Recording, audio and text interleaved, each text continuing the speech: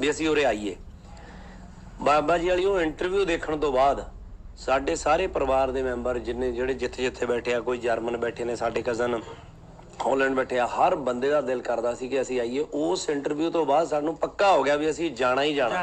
ਮੈਂ ਕਈ ਵਾਰੀ ਆਪਣੀ ਗੱਲ ਹੋਈ, ਮੈਸੇਜ ਆਏ ਕਈ ਵਾਰੀ ਕਿ ਆਪਾਂ ਪਲਾਨ ਕਰਨਾ, ਪਰ ਸਬੱਬ ਬਣਦੇ ਥੋੜਾ ਲੇਟ ਬਣਿਆ। ਬਟ ਅੱਜ ਦੇਖੋ ਤੁਹਾਡੇ 5-7 ਵਾਰੀ ਚੱਕ ਕੇ ਰੱਖਣ ਵਾਲੇ ਪਿੰਡ ਦੇ ਵਿੱਚ ਆਪਾਂ ਬੈਠੇ ਆ। ਹਾਂ ਅੱਛਾ, ਹੋਇਆ ਏਦਾਂ ਵੀ ਆਪਣੇ ਨਾਲ ਤੁਹਾਡੇ ਰਿਲੇਟਿਵ ਅਟੈਚ ਨੇ, ਮੇਰੇ ਦੋਸਤ ਨੇ ਸ਼ਰਨ ਜੀ ਹਾਂ, ਉਹ ਜਰਮਨੀ ਹੁੰਦੇ ਆ ਜੀ। ਤੇ ਉਹਨਾਂ ਨੇ ਦੱਸਿਆ ਤੇ ਮੇਰੇ ਕਿਉਂਕਿ ਲਾਗੇ ਪਿੰਡ ਸੀ ਤੇ ਉਹ ਸਾਡਾ ਕੋਈ ਸਾਨੂੰ ਸ਼ੌਕ ਹੋਈ ਸੀ, ਮੈਂ ਤੇ ਲਵਲੀ ਏਦਾਂ ਹੀ ਪਿੰਡ ਚਲੇ ਗਏ ਮਨਸੂਰਾ ਵੀ ਚਲੋ ਥੋੜੀ ਜਿਹੀ ਫੋਟੋ ਚ ਲੈਣੇ ਨਾਲ ਕੇ ਬਜ਼ੁਰਗ ਨੂੰ ਮਿਲਦਾ ਜੀ। ਤੇ ਇਹ ਬਾਬਾ ਜੀ ਜਿਹੜੇ ਬੋਰਡ ਥੱਲੇ ਜਿਹੜਾ ਤੁਹਾਡੇ ਵੱਡਿਆਂ ਲਾਇਆ ਉੱਥੇ ਬੈਠੇ ਸੀ ਕੁੜਤਾ ਲਾ ਕੇ ਜੀ। ਮੈਂ ਕਿਹਾ ਵੀ ਐਵੇਂ ਚੱਲਣ ਰਹੀ ਹੈ, ਆਂਦੇ ਨੇ ਵੀ ਮੈਨੂੰ ਪਾ ਲੈਣ ਦੇ ਕੁੜਤਾ। ਅੱਛਾ ਹਾਂ। ਤੇ ਉਹ ਇਹ ਸਾਨੂੰ ਵੈਸੇ ਹੀ ਲੱਭ ਕੇ ਰੱਬ ਨੇ ਉੱਥੇ ਬੋਰਡ ਥੱਲੇ ਬੈਠੇ ਤੇ ਇਹਨਾਂ ਨਾਲ ਗੱਲਬਾਤ ਸ਼ੁਰੂ ਕੀਤੀ। ਅਸੀਂ ਸਾਨੂੰ ਤਾਂ ਪਤਾ ਹੀ ਨਹੀਂ ਸੀ ਵੀ ਉਹ ਗੇਜੂ ਕੌਣ ਤੇ ਉਹਦਾ ਤਾਇਆ ਕੌਣ ਤੇ ਫਲਾਣਾ ਕੌਣ। ਪੁੱਤ ਨੇ ਨਾਂ ਲਿਆ ਨਾ ਜੀ ਉਹਨਾਂ ਤੇ ਪੂਰਾ ਤੇ ਜੀ ਕੋਈ ਉਹਨਾਂ ਦਾ ਪਤਾ। ਹਾਂਜੀ। ਜਿਹਨੇ ਮੇਰੇ ਨੂੰ ਖੜੀ ਹੋ ਗਈ, ਮੈਂ ਕਿਹਾ ਮੈਨੂੰ ਪਤਾ। ਅੱਛਾ ਜੀ। ਹਾਂ ਮੈਂ ਤੈਨੂੰ ਦੱਸਾਂ। ਅੱਛਾ ਜੀ। ਫਿਰ ਮੈਨੂੰ ਇਹਨਾਂ ਫਿਰ ਉਹ ਗੱਲ ਦੱਸੀ ਵੀ ਜਿਹੜਾ ਮੇਰਾ ਖਿਆਲ ਤੁਹਾਨੂੰ ਵੀ ਨਹੀਂ ਪਤਾ ਹੁਣ ਕਿਹੜੀ ਵੀ ਉਹ ਇੱਕ ਕਤਲ ਹੋ ਗਿਆ ਤੁਹਾਡੇ। ਉਹ ਮੈਨੂੰ ਪਤਾ ਸੀ ਜੀ, ਸਾਨੂੰ ਪਤਾ ਸੀਗਾ ਜੀ, ਉਹ ਤਾਂ ਗੱਲ ਤਾਂ ਪਤਾ ਸੀਗੀ।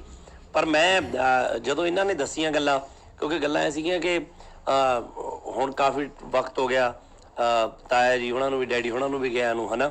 ਤੇ ਕਿੰਨੇ ਟਾਈਮ ਤੋਂ ਗੱਲਾਂ ਕਦੇ ਹੋਈਆਂ ਨਹੀਂ ਸੀ, ਕਿਉਂਕਿ ਮੈਂ ਵੀ ਬਹੁਤ ਛੋਟੇ ਹੁੰਦੇ ਨੇ ਉਹ ਗੱਲਾਂ ਸੁਣੀਆਂ ਹੋਈਆਂ ਸੀ, ਹਨਾ। ਉਸ ਤੋਂ ਬਾਅਦ ਕਈ ਵਾਰੀ ਕਹਿਣ ਲੱਗ ਜਾਂਦੇ ਨੇ ਘਰ ਦੇ ਵਿੱਚ, ਜਵਾਕਾਂ ਨੂੰ ਇਹ ਚੀਜ਼ਾਂ ਨਹੀਂ ਦੱਸੀ ਦੀਆਂ ਇਹ ਉਹ, ਹਨਾ। ਪਰ ਸਾਡੇ ਕੰਨੀ ਪਈਆਂ ਹੋਈਆਂ, ਸੁਣੀਆਂ ਹੋਈਆਂ ਸੀ। ਜਦੋਂ ਇਹਨਾਂ ਨੇ ਉਹ ਗੱਲ ਕੀਤੀ ਤਾਂ ਉਹ ਗੱਲਾਂ ਸਾਡੀਆਂ ਤਾਜ਼ੀਆਂ ਹੋ ਗਈਆਂ, ਤਾਜ਼ਾ ਹੋ ਗਈ ਜੀ।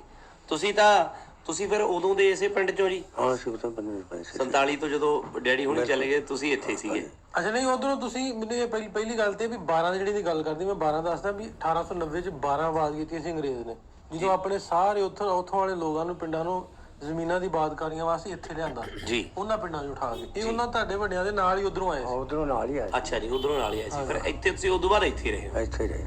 ਤੇ ਉਹ ਕਿੱਦਾਂ ਗਏ ਜੀ ਜਦੋਂ ਸਾਡੇ ਟੱਬਰ ਗਏ ਨੇ ਜੀ ਇੱਧਰੋਂ?